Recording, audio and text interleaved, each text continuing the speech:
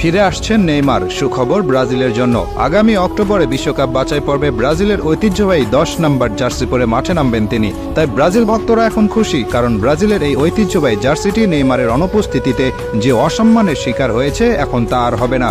আগামী অক্টোবরে শক্তিশালী দল চিলির বিপক্ষে খেলবে ব্রাজিল। বিশ্বকাপ বাছাই পর্বে ব্রাজিলের অবস্থা এখন খুব ভালো নয়, আছে 6 নম্বরে। পৃথিবীর ইতিহাসে একমাত্র দল ব্রাজিল যারা সবগুলো বিশ্বকাপের আসরে খেলেছে। বাকি যত দল আছে, আর্জেন্টিনা, স্পেন, জার্মানি, যাদের কথাই বলুন না কেন, তারা সবাই একবার না একবার হলেও বাছাই পর্ব থেকে বাদ পড়ে মূল বিশ্বকাপ খেলার যোগ্যতা হারিয়েছিল। কিন্তু ব্রাজিলই একমাত্র দল যাদের কোনোদিন এমন কিছু দেখতে হয়নি। কিন্তু এবার শঙ্কা জেগেছে বিশ্বকাপ বাছাই পর্ব থেকে বাদ পড়ার।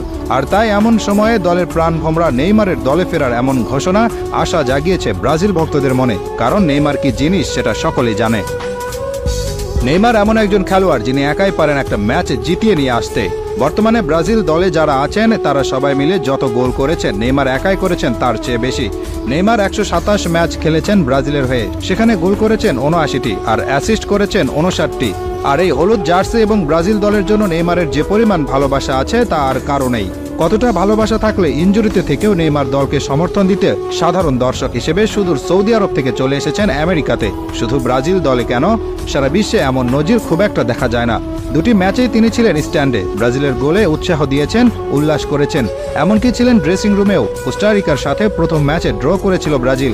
সেদিন গ্যালারি থেকে ব্রাজিল অধিনায়ক দানিলোকে ধ্বনি দিচ্ছিলেন দর্শকেরা। দানিলোও এগিয়ে গিয়েছিলেন তাদের জবাব দিতে, কিন্তু এগিয়ে আসলেন নেইমার, দানিলোকে বুঝালেন, বললেন এই মানুষগুলো ব্রাজিল দলকে ভালোবাসে, তারা এই দলের খারাপ সময়টাই মেনে নিতে পারছে